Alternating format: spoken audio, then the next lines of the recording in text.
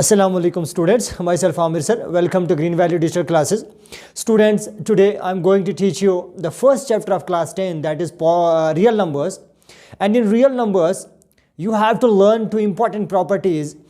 First important property is that's Euclid's division algorithm, and the second important property is the fundamental theorem of arithmetic. Now my dear students, let us discuss first important property, that is Euclid's division algorithm. What actually Euclid's division algorithm is?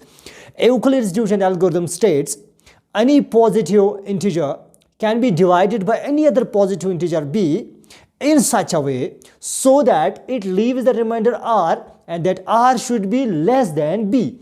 Now my dear students, this is the algorithm. Now in order to find something why we are using this algorithm, what for you are using this algorithm, you have to do one more concept. You have to remember one more concept, that is Euclid's division lemma. Euclid's division lemma is most important. What actually Euclid's division lemma is, students? Euclid's division lemma states given any two positive integers, suppose a and b, there exist unique whole numbers q and r such that a equals to bq plus r, where 0 less or equal to r less than b. This is very important. Why we are using this Euclid's division lemma? Why we are using Euclid's division algorithm? What for we are using? Dear students, we are only and only using these two concepts in order to compute the SCF of two given positive integers. Suppose, for example, if I will give you two positive integers, suppose 60, 20, suppose 30, 40, whatever, but I can easily find out the SCF of these two given positive integers with the help of Euclid's division lemma.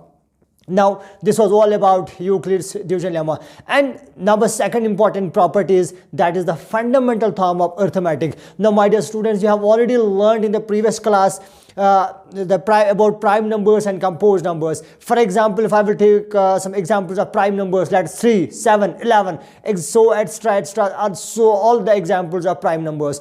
And we further know that every positive integer other than 1 is either prime or composed. But in case of composed numbers, every composed number can be expressed as the product of two of its factors, but these factors are actually in turn either composed or prime. But in case of composed, we further go on splitting. When we split these factors again, up to we are going to split, we can say we are going to factorize until we'll reach a stage when all the factors are prime numbers. And now easily we can state the fundamental theorem of arithmetic. Fundamental theorem of arithmetic, dear students, states every composed number can be expressed as the product of primes in a unique way in order to express apart from the order in which the primes occur. Now that is most important. Apart from the order in which the primes occur, that's most important. It means that, for example, if I will take the example of 60,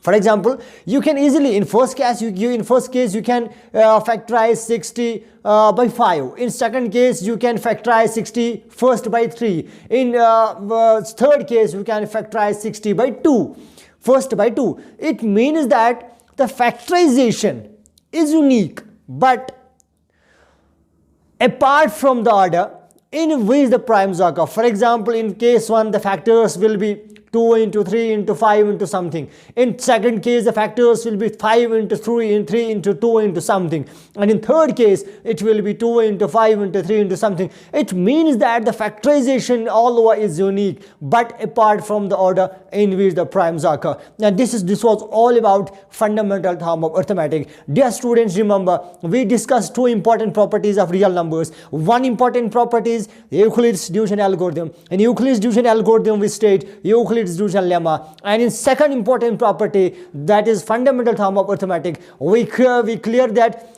every composed number can be expressed as the product of primes apart from the order in which the primes occur. Thank you very much. Have a nice day.